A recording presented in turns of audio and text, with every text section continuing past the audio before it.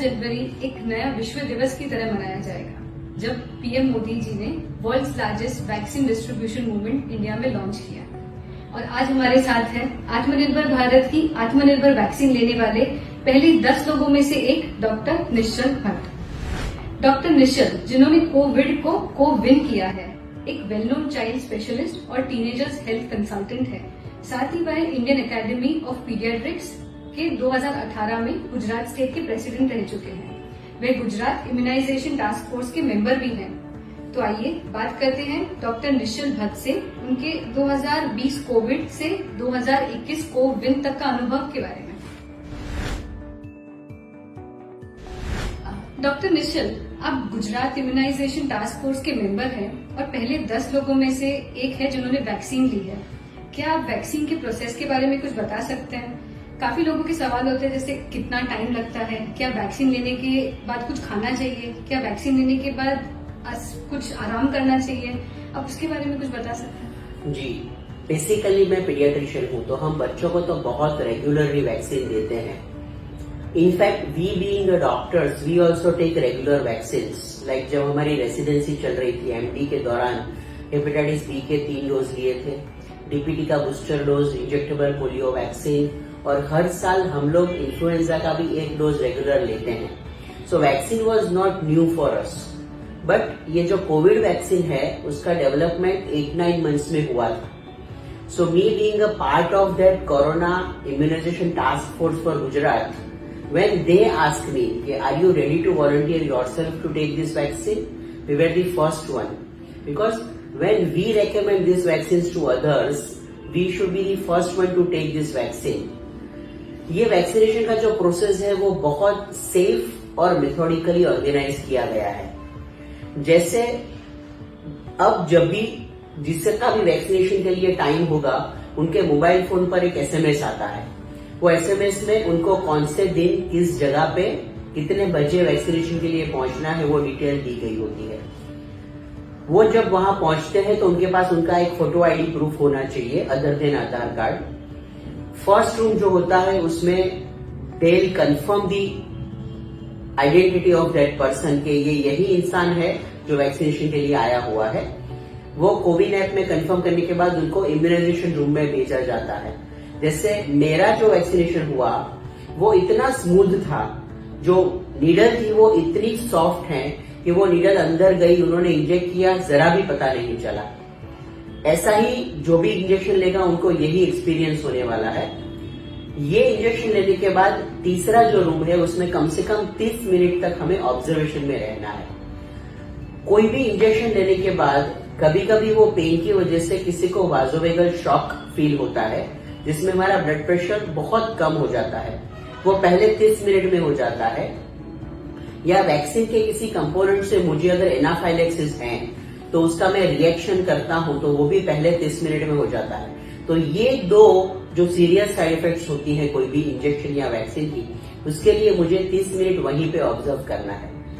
उस ऑब्जर्वेशन के दौरान मुझे ये भी बताया गया था कि अगर आप घर जाते हो और पहले 2-3 दिन में आपको कोई परेशानी होती है तो ये नंबर को इन डॉक्टर के पास आपको वापस जाके बात करनी है, ताकि आपको उसमें से जो भी आगे करना है वो पता चले।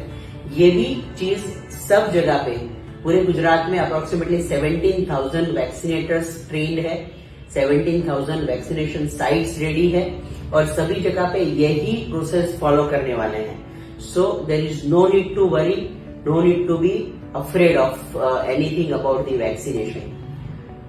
वैक्सीनेशन के 18 घंटे के बाद मुझे हल्का सा उस जगह पे पेन जैसा फील हुआ, और फिर 2-1 दिन तक हल्की सी वीकनेस फील हुई थी। उसके अलावा आज 3.5 दिन हुए हैं, मैं बिल्कुल सेफ और एकदम परफेक्ट फील कर रहा हूँ। सर, कोई साइड इफेक्ट्स जैसे कि सूजन, वॉमिटिंग, रैशेज? क्योंकि काफी सारे लोगों ने इतना सारा सुना है कि वैक्सीन से ये सारी चीजें हो रही है, तो क्या आपको ऐसा कुछ, आपको कोई दिक्कत हुई है? वैक्सीनेशन के बाद कई लोगों को ये चीज होती है, और वो हम जब बच्चे को देते हैं तभी उनको भी होती है। तो ये नॉर्मल एक्सेप्टेबल साइड इफेक्ट्स होती है। जैसे इंजेक्शन की जगह पे सूजन होना, वो मुझे 18 घंटे के बाद फील हुआ था। संडे को आफ्टरनून में थोड़ी सी वीकनेस या बॉडी पेन या थोड़ा सा मलेज जैसा फील हुआ था, and then I took 1 paracetamol tablet and then I was absolutely fine. Monday morning onwards मुझे किसी भी किस्म का वो फील नहीं हुआ है कि मैंने कुछ वैक्सीन लिया है या कुछ डिफरेंट किया हुआ है। सो ये छोटी बातों से डरना बिल्कुल जरूरी नहीं है। कभी कभी ऐसी भी अफवाह लोग फैलाते हैं कि ये वैक्सीन से इम्पोर्टेंसी हो जाएगी या ये वैक्सीन ऐसा है जो हमारे डीएनए में कुछ फेरफार कर लेगा। ये सारी बेबुनियाद अफवाह है, उसके ऊपर जरा भी ध्यान नहीं देना है। अगर मुझे कोरोना इन्फेक्शन होता है और वो अगर सीवियर होता है तो मुझे हॉस्पिटलाइज होना पड़ेगा, ऑक्सीजन लेना पड़ेगा, कभी कभी वेंटिलेटर पर भी जाना पड़ेगा। तो उस सिचुएशन में उससे तो ये बहुत कम साइड इफेक्ट्स हैं जो मुझे कोरोना के इन्फेक्शन के सामने बचाएगा। तो जरा भी टेंशन करे बगैर फ्रेश होके आनंद से ये वैक्सीन लेना है और फिर सबको इन्फॉर्म भी करना है कि मैंने ये वैक्सीन लिया और I am fine and fit. तो जो और लोगों के मन में कोई भी संशय होगा वो भी दूर हो जाएगा और आप आराम से ये वैक्सीनेशन ले पाएंगे। सर, आपने अभी अफवाहों की बात की, तो अफवाहों के चलते लोगों के मन में वैक्सीन को लेकर बहुत ज्यादा भय पैदा हो गया है। अब उन लोगों के कुछ सवाल हैं, जैसे कि कौन सी उम्र के लोग वैक्सीन ले सकते हैं, क्या प्रेग्नेंट लेडीज वैक्सीन ले सकती है, साइड इफेक्ट्स के बारे में तो आपने बात कर ली। तो सर, ये कुछ सवालों के बारे में आप हमारे व्यूअर्स को कुछ बता सकते हैं? जी, डेफिनेटली ये कोरोना वैक्सीन है वो 9-10 महीने में डेवलप की गई है। यूजुअली कोई भी वैक्सीन को डेवलप करने में 5 से 10 साल का समय लगता है, लेकिन वैक्सीनेशन का जो हिस्ट्री है वो 200 साल पुराना है और उसमें पिछले 20 साल में वैक्सीनेशन डेवलपमेंट का जो टेक्नोलॉजी वो इतना एडवांस हुआ है और पेंडेमिक की सिचुएशन वाज अनप्रेसिडेंटेड कि इससे पहले ऐसी कोई सिचुएशन हमने पिछले 100 साल में नहीं देखी थी। तो पूरी साइंटिफिक कम्युनिटी पूरे पॉलिटिकल विल के साथ फंडिंग एजेंसी सपोर्ट करती है और सब लोग इस वैक्सीन के डेवलपमेंट के पीछे लग गए थे और वैक्सीन के डेवलपमेंट में उसके सेफ्टी इश्यू को सबसे पहले ध्यान में रखा जाता है, क्योंकि वैक्सीन हमेशा एक हेल्दी इंडिविजुअल को दी जाती है। इसलिए इस वैक्सीन के डेवलपमेंट में भी क्लिनिकल ट्रायल्स हो या फेज 1, फेज 2 और फेज 3 ट्रायल हो, उसमें सारे रेगुलरिटी को उन्होंने ऑब्जर्व किया है। किसी भी इंसान को वेरी सीवियर या सीरियस कोई किस्म की साइड इफेक्ट नहीं हुई है, तो ये सेफ वैक्सीन है। अब वैक्सीन किनको लेना है, अगर मैं आपको पूरी प्रोसीजर बताऊं तो इसमें हमारा चॉइस नहीं है, बिकॉज फर्स्ट फेज में हेल्थ केयर वर्कर्स को ये वैक्सीन दी जाएगी। जो डॉक्टर्स हैं, जो नर्सिंग स्टाफ है, पैरामेडिकल स्टाफ है, स्वीपर्स हैं, जो एम्बुलेंस चलाते हैं, उनको फर्स्ट फेज में ये वैक्सीन दी जाएगी। उसका पूरा डेटाबेस गवर्नमेंट के पास रेडी है, कोविन ऐप में वो डाल दिया गया है और सबको एसएमएस आएगा, उस तरह से वो वैक्सीन लेना है। सेकेंड फेज में फ्रंटलाइन वर्कर्स, जो सफाई कामगार है, पुलिस कर्मचारी है, जो गवर्नमेंट के एम्प्लॉइज हैं, जो लोग डायरेक्टली कोरोना पेशेंट्स के कांटेक्ट में आते हैं, उनका भी डेटाबेस रेडी है, उनको भी एसएमएस आएगा और ये वैक्सीन लेना होगा। तीसरा जो फेज है उसमें 50 साल से ज्यादा उम्र के जो इंसान हैं उनको ये वैक्सीन लगेगी और चौथे फेज में 50 साल से कम उम्र के जो इंसान हैं जिनको ऑलरेडी कोमोबिडिटीज हैं, जैसे किडनी डिसीज है या हार्ट डिजीज है या लंग डिसीज है या डायबिटीज है, उनको ये वैक्सीन दी जाएगी। तो अभी हमारे पास चॉइस नहीं है कि किनको वैक्सीन लेना है और किनको नहीं लेना है। अब आपने जो प्रश्न किया था कि प्रेग्नेंट लेडीज ये वैक्सीन ले सकती है कि नहीं, 3 लोगों को ये वैक्सीन नहीं लेनी है। एक तो प्रेग्नेंट अगर हो आप, तो अगर आप अपने बच्चे को ब्रेस्ट फीडिंग करा रहे हैं यानी लैक्टेटिंग मदर्स, और जो लोग 18 साल से कम उम्र के हैं उनके ऊपर अभी ये वैक्सीन का टेस्टिंग नहीं हुआ है, तो इन लोगों को अभी वैक्सीन नहीं लेना है। अदरवाइज अगर आपको कोई भी कोमोबिडिटीज हैं, आप पहले जाके ये चीज वहां डॉक्टर को बताएंगे और जरूर वैक्सीन लेंगे, because comorbidity and corona infection creates a severe complication. So इस तरीके से हमें वैक्सीनेशन के लिए आगे बढ़ना है। डॉक्टर निश्चल, आत्मनिर्भर भारत की आत्मनिर्भर वैक्सीन को लेकर क्या आप हमारे व्यूअर्स को कोई मैसेज देना चाहते हैं?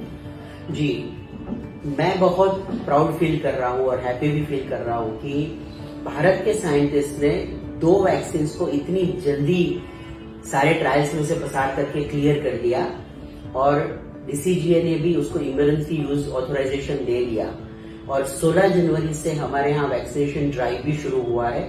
जो शायद पूरे वर्ल्ड में सबसे बड़ा वैक्सीनेशन ड्राइव होगा। लीडिंग डॉक्टर्स के माध्यम से मैं ये मैसेज देना चाहता हूँ कि सबको ये वैक्सीन लेनी है। आत्मनिर्भर भारत को और मजबूत बनाना है। कोरोना पैंडेमिक से हमें जीत के बाहर निकलना है। मैं सबको ये भी विनती करूंगा कि ये जो इन्फॉर्मेशन है वो ज्यादा से ज्यादा लोगों के साथ शेयर करें, ताकि जिनके भी मन में जरा सा भी शक है कि वैक्सीन लेना चाहिए कि नहीं लेना चाहिए, वो भी खुल के बहुत खुश होके ये वैक्सीन ले और सब लोगों के पास ये वैक्सीन जाए। अगर इंडिया के 70% लोगों को ये वैक्सीन मिल जाती है तो हमारे देश में हर्ड इम्यूनिटी क्रिएट होगी और ये पैंडेमिक गुजरात से नहीं, पूरे इंडिया से नहीं, पूरे वर्ल्ड से हम दूर कर पाएंगे। और जो हम 2019 में जिस तरह से जी रहे थे उस तरह से जीना शुरू करेंगे। लेकिन उससे पहले कम से कम 2 डोज ऑफ ये वैक्सीन का लेना जरूरी है 28 दिन के अंतराल में। दूसरे डोज के 14 दिन के बाद आप इम्यूनिटी डेवलप करेंगे। तब तक 3 से 6 महीने तक हमें कोविड अप्रोप्रिएट बिहेवियर कंटिन्यू करना है, जैसे मास्क का यूज, डिस्टेंसिंग और सैनिटाइजर। साथ में ये 4th सुरक्षा कवच जो मिल रहा है उसको लेके हम आगे बढ़ेंगे और सबको इस पैंडेमिक से मुक्त करेंगे। नमस्कार। Thank you so much sir, आपने इतनी insightful information the. Thank you for your time and thank you viewers for viewing this video.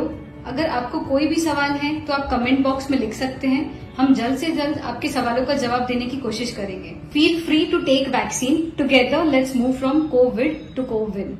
Thank you.